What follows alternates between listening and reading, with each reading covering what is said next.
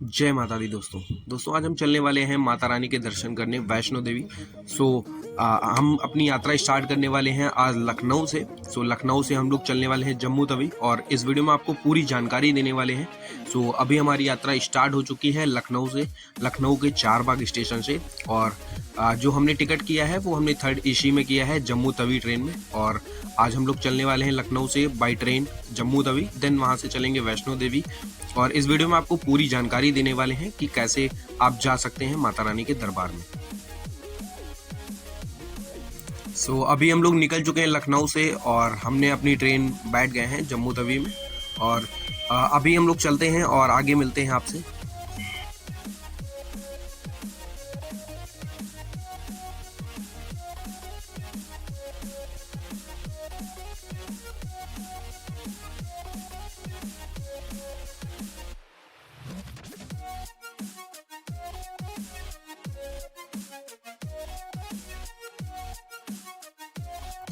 Finally दोस्तों हम लोग पहुंच चुके हैं जम्मू तवी स्टेशन। हमने हर एक स्टेशन कवर नहीं किया क्योंकि वीडियो ज़्यादा लेंथ हो जाती, इसलिए हमने कवर नहीं किया। अभी हम लोग जम्मू तवी स्टेशन पहुंच चुके हैं और यहाँ से हम आगे निकलते हैं, फिर आपको दिखाते हैं कैब से जाने वाले कि बस से जाने वाला और उसका क्या फेयर है। तो ये सारी जानकारी हम इस वीडियो में देने वाले हैं आपको।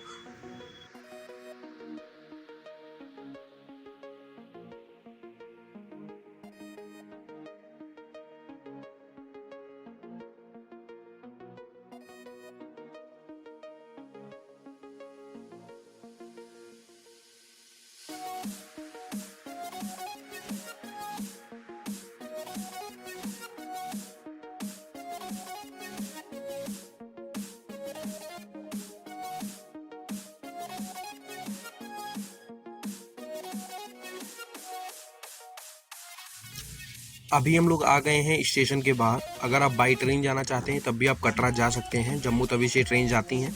और अगर आप बाई बस जाना चाहते हैं और सुंदर नज़ारे देखना चाहते हैं तो आप बाई बस भी जा सकते हैं। तो अभी हम लोग आज पहले देखने वाले हैं कि कैब का क्या रेंट है। दोस्तों यहाँ पे जो कैब का रेंट है, अगर आप एक कैब बुक करके जाना चाहते हैं तो 1700 से 3800 रुपये इसका चार्ज है, कैब का चार्ज है। अगर आप बस से जाना चाहते हैं तो बसेस का चार्ज भी हम आपको बताने वाले हैं। टैक्सी का जो बुकिंग है वो इस काउंटर से होने वाला है। आप जैसे ही स्टेशन से बाहर निकलेंगे आपको पहले टैक्सी मिलेंगी, देन आपको बसेस मिलेंगी। और टैक्सी यहाँ पे बहुत मात्रा में है, आपको उसका वेट नहीं करना पड़ेगा। अभी हम लोग आ गए हैं बस के पास और जो बस का किराया हमने पूछा है, बस का किराया 120 रुपये से लेके 200 रुपये तक है।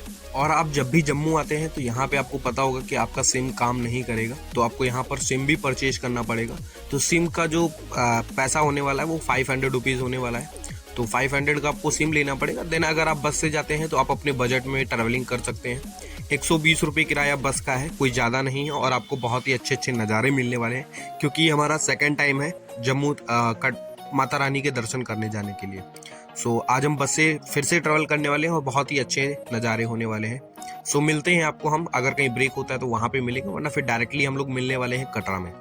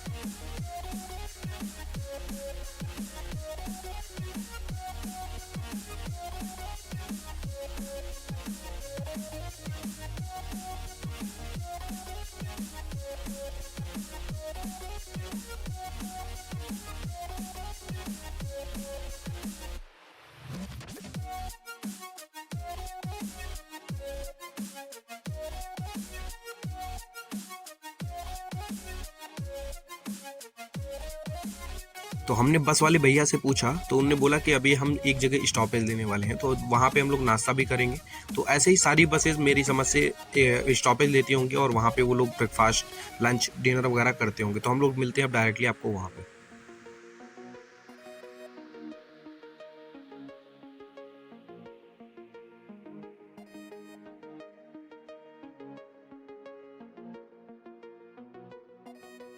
सो फाइनली हम लोग ब्रेकफास्ट करके निकल आए थे और अभी हम लोग पहुंचने वाले हैं कटरा। कटरा से 2 से 3 किलोमीटर पहले एक फ्रिस्किंग पॉइंट था, वहाँ पे हम लोगों ने चेकअप करवाया और देन हम लोग कटरा पहुंच गए। और अगर आप यहाँ के मौसम को देखेंगे तो क्या मस्त मौसम है। अगर आप आना चाहते हैं तो आप अभी करंट टाइम माता रानी के दर्शन करने आ सकते हैं और आपको कोई भी प्रॉब्लम नहीं फेस करने वाली।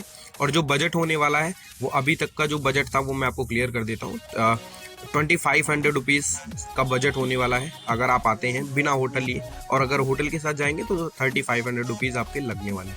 सो हम लोग चलते हैं और मिलते हैं आपको डायरेक्टली माता रानी के भवन में।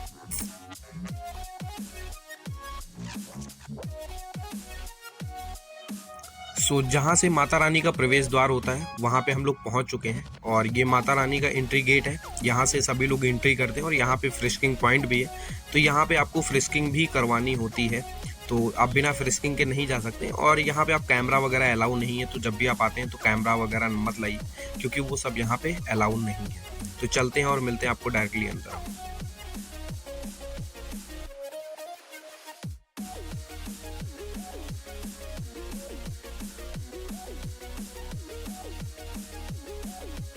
सो हम लोग लाइन में लगने के बाद एंट्री कर चुके हैं फ्रिस्किंग पॉइंट पे। सो अगर अभी तक आपने कमेंट बॉक्स में जय माता दी नहीं लिखा है तो आप प्लीज़ वहाँ पे जाके जय माता दी लिखिए और जल्द से जल्द माता रानी से प्रार्थना करिए कि आप भी वैष्णो देवी दर्शन करने आए। सो हम लोग एंट्री करते हैं और देन आपको मिलते हैं और रास्ते में क्या क्या होने वाला है वो सब हम इस वीडियो में कवर करने वाले, तो वीडियो को लास्ट तक देखिएगा दोस्तों।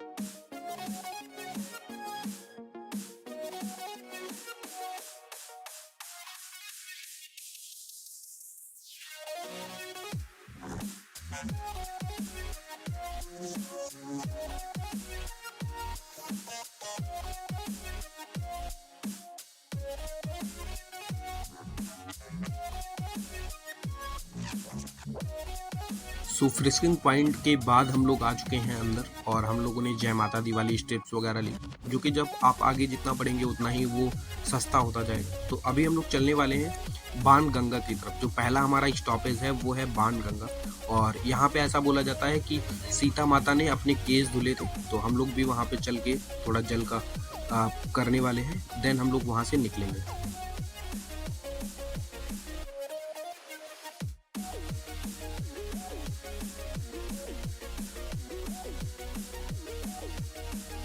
तो ये बाण गंगा है और यहाँ से हम लोग अभी नीचे चलने वाले हैं और नीचे से आपको पूरा नज़ारा दिखाने वाले हैं। और ये बाण गंगा जो गेट नंबर है 1 है और ऐसे इसके 2 गेट और हैं, आप वहाँ से भी एंट्री कर सकते हैं। तो चलते हैं और देन यहाँ से हम लोग निकलते हैं आगे की ओर।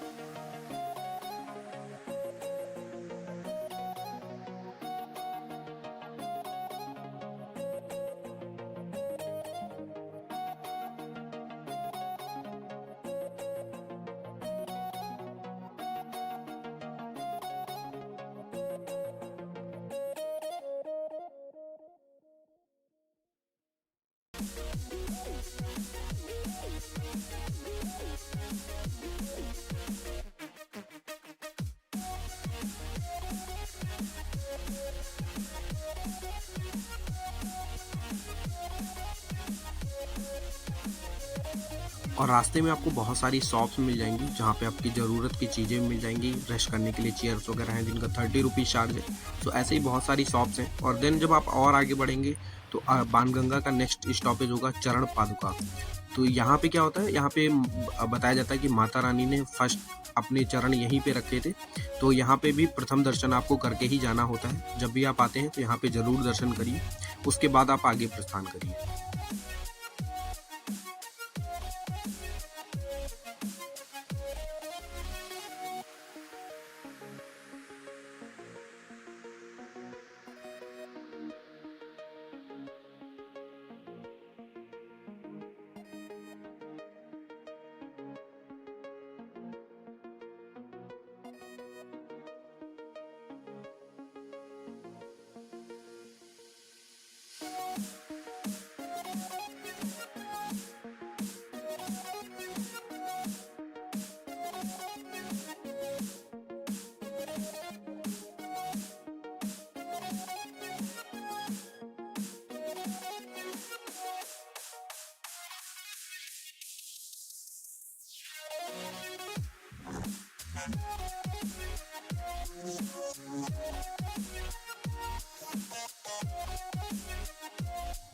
सो दोस्तों, जब भी आप आते हैं वैष्णो देवी तो आपको जब चढ़ाई करते हैं तो आपको स्टेयर्स भी मिलते हैं।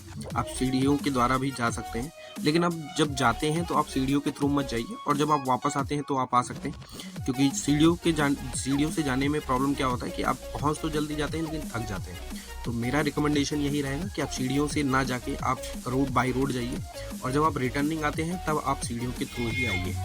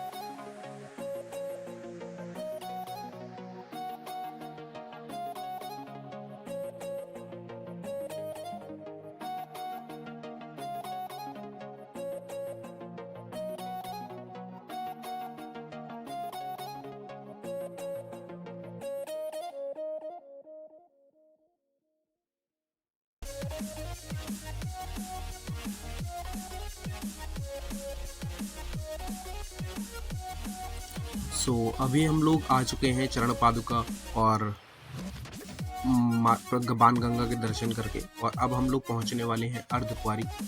आज फर्स्ट टाइम हम अर्धकुंवारी में दर्शन करने वाले हैं माता रानी के। और जब भी आप अर्धकुंवारी आते हैं तो यहाँ टोकन के थ्रू ही आपको दर्शन करने को मिलता है। उस टोकन का जो टाइमिंग है वो 17 आवर के बाद भी हो सकता है, 24 आवर भी हो सकता है, 48 आवर भी हो सकता है। तो अब जब भी आते हैं तो यहाँ पे टोकन लेके अर्धकुंवारी में टोकन लीजिए, देन आप भवन जाइए, वहाँ पे दर्शन करिए, देन वापसी में आप आके यहाँ पे दर्शन करिए। तो आपका जो टाइम होगा वो बचेगा, और नेक्स्ट आप और भी जगह पे घूम पाएंगे। तो अभी हम लोग चलने वाले हैं अर्धकुंवारी हम लोग पहुँच चुके हैं। और यहाँ पे अगर आप क्राउड देखेंगे ना तो बहुत ज़्यादा ही भीड़ है और बहुत सारे लोग हैं, क्योंकि नाइट का टाइम है और यहीं पे सब लोग स्टे किए हुए हैं।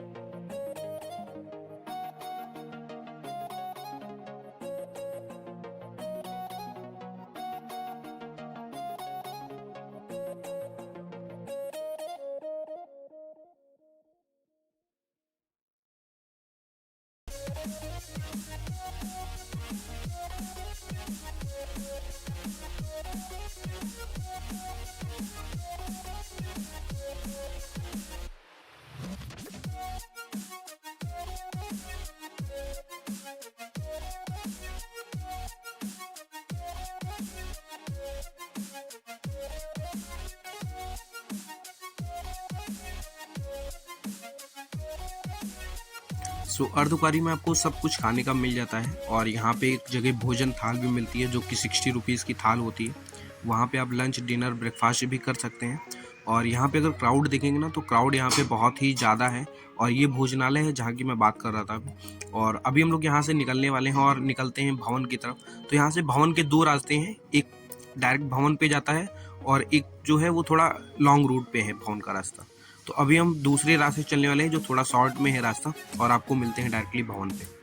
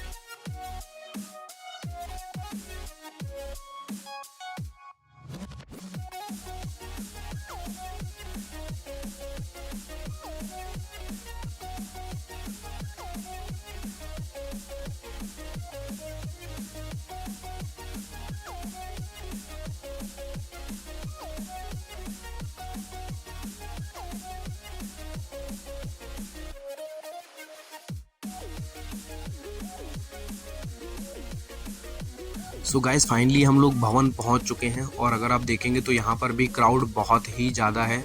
यहाँ पे आपको जो प्रसाद वगैरह है वो आपको यहीं पे मिल जाता है। जैसे ही आप एंट्री करते हैं लेफ्ट हैंड पे आपको प्रसाद मिलता है। और यहाँ पे जो लॉकर की सुविधा है वो फ्री ऑफ कॉस्ट है, उसका कोई भी चार्जेस नहीं है।